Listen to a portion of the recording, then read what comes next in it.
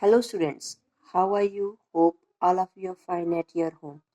I am Mrs. Manpreet Kaur, your geography teacher from your California Public School.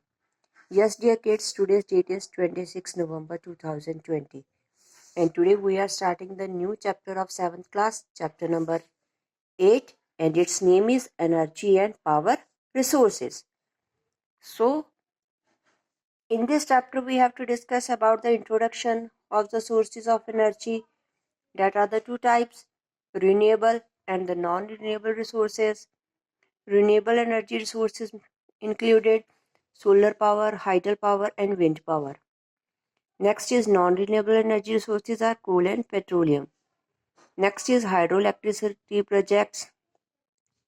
Name of the major hydroelectricity project in India with the name of the rivers and the states in which they are located. Next is conservation of the energy and the power resources. About these things we have to be discussed. So let's come and read it. Nowadays, energy or power is required in each and every aspect of our life. We need it for cooking, for providing light and heating.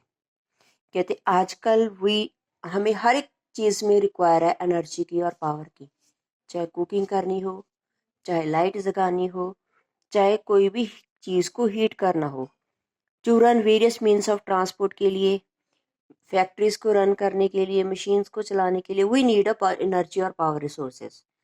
So each and everything is depend upon the energy and power resources. So energy और the power resources readily available in the natural forces such as wind and water. कहते naturally हमें मिलते हैं through wind and water. Early man had depend initially on his muscle power. Muscle power के ऊपर depend था, मतलब he did all his work manually, or we can say that own self, अपने आप करता था. Wherever he want to be go, wherever he want to be transport, he has to put on his back and move from one place to another. Later on he learned to make the use of the animals power. उसके बाद उसने animals की power को use करना start कर दिया. Then invention and development of the windmill or water wheel are some of the greatest landmark to human efforts to use water and wind as a source of power. फिर wind mill बन गए, water wheel बन गए और लोगों ने water को और विंड को यूज करना स्टार्ट किया एज अ पावर की तौर पर. सो जो एनर्जी है सन की और टाइड्स है we also we used by the early humans के द्वारा वो भी यूज किए जाते थे. Next, now at present so many energy sources.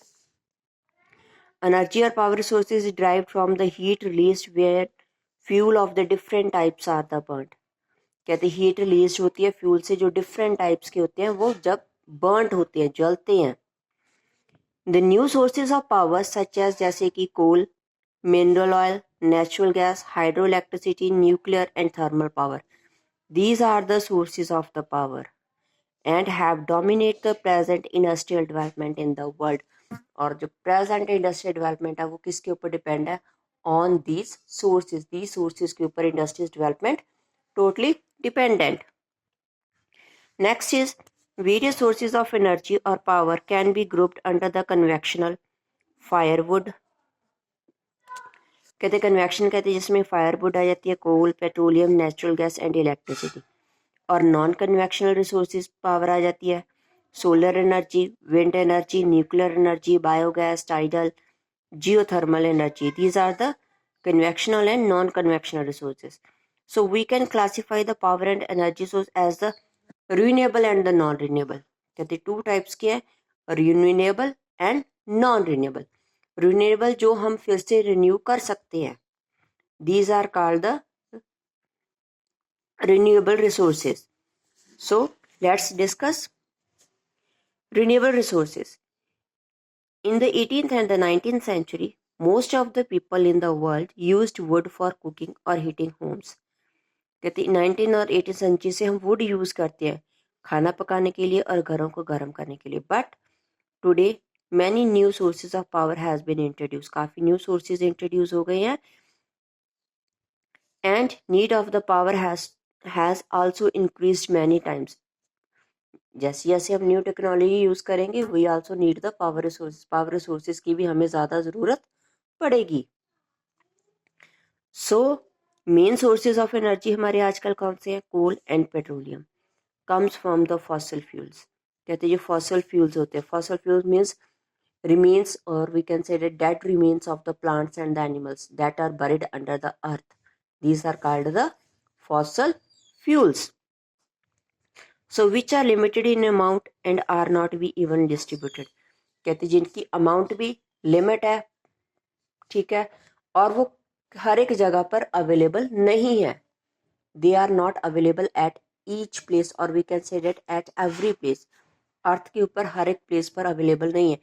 Very few areas में हमें वो मिलती हैं. So thus there is a need for increasing the use of renewable resources. So कहते हैं हमें renewable resources of energy use करनी चाहिए. Means those can be renew with a short period of the time, जो short period of time के साथ renew हो सकते हैं. For example solar power, hydel power and wind power. So these are the renewable sources of energy. So now firstly we have to discuss about the solar power. Sun is the largest inexhaustible resource of energy on the earth. Inexhaustible कभी ना खत्म होने वाला energy resource है हमारा. It constantly radiates an enormous amount of energy. कहते continuously अपनी energy को छोड़ता जाता है. And if a small portion of the solar radiation are captured and converted into electricity, then total requirement of energy in the world can be easily and cheaply met, and that too without any damage of the environment. कहते अगर हम थोड़ा सा portion solar radiations का convert कर दे electricity में, ठीक है, तो कहते जो हमारी प्रॉब्लम्स हैं बहुत ही इजी पड़ेगा, ठीक है, और सभी की रिक्वायरमेंट्स इजीली फुलफिल हो जाएंगी. तो ज़्यादा it is not too much expensive also, और without any damage of the environment, environment को भी कोई नुकसान नहीं होगा. The use of solar energy began in 1855. कहते 1855 में बिगैन है by the using mirrors use करते थे. The sunlight can be change into electricity with the help of solar photovoltaic cells और सोलर पावर प्लांट्स. कहते सोलर पावर प्लांट से हम electricity में सनलाइट को इलेक्ट्रिसिटी में कन्वर्ट करते थे. Solar cells are mostly made of the silicon. कहते सिलिकन के बने होते हैं. The development of solar energy can help the countries in the tropical regions. कहते ट्रॉपिकल रीजन्स में जो सोलर एनर्जी है वो हम ज़्यादा यूज़ कर सकते हैं. Where there is enough sunlight almost throughout the year. जहाँ पर सारा साल सनलाइट हमें इजी वे से अवेलेबल रहती है. Next is the advantages. इसकी क्या एडवांटेजेस है? Solar power is not the renewable and the inexhaustible resources of power. कहते हैं ओनली रिन्यूएबल भी नहीं है, इनएग्जॉस्टेबल है, मतलब फिर से हो सकता है और कभी ना खत्म होने वाला. But also a cleaner source of energy. साफ है, इससे कोई भी पोल्यूशन क्रिएट नहीं होता. Solar plants can be set up in hilly, desert और रिमोट एरियाज. कहते हैं हम कहीं पर भी सेटअप कर सकते हैं. जो सोलर पैनल्स हैं नीड लिमिटेड मेंटेनेंस. उनकी मेंटेनेंस भी हमें ज़्यादा नहीं करनी पड़ती. जो गवर्नमेंट है all over the world also giving tax benefit for generating the solar power. कहते हैं उनके ऊपर हमें टैक्स बेनिफिट भी मिलता है अगर we have to use the solar energy. So if anybody have the advantages, so same way little bit have its disadvantages. तो उसकी कुछ डिसएडवांटेजेस भी होती हैं. Now let's discuss. Solar radiation are not available at night. कहते रात को available नहीं है. So solar power plants need very large area. कहते काफ़ी लार्ज एरिया हमें चाहिए. Due to continuous variation in the amount of the solar radiation on the earth. कहते हैं कॉन्टीन्यूस वेरिएशंस होते हैं, कभी ज़्यादा कभी कम. So it is the less reliable source of power. इसलिए कम है. Solar panels are very expensive. कहते काफ़ी महंगे होते हैं. And more efficient solar cells can convert only 20% of the solar power of energy into electricity. कहते जो सोलर सेल्स हैं वो ओनली 20% सोलर पावर को इलेक्ट्रिसिटी में कन्वर्ट कर सकते हैं. ज़्यादा उनमें एफिशिएंसी नहीं है. So that is the disadvantages of the solar power. So hope all of you have watched the video carefully and do assignment this related to this video.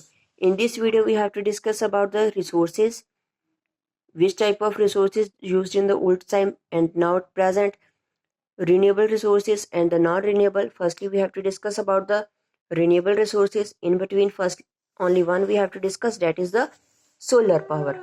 Hope all of you have understand and watch it carefully. So take care. Bye bye.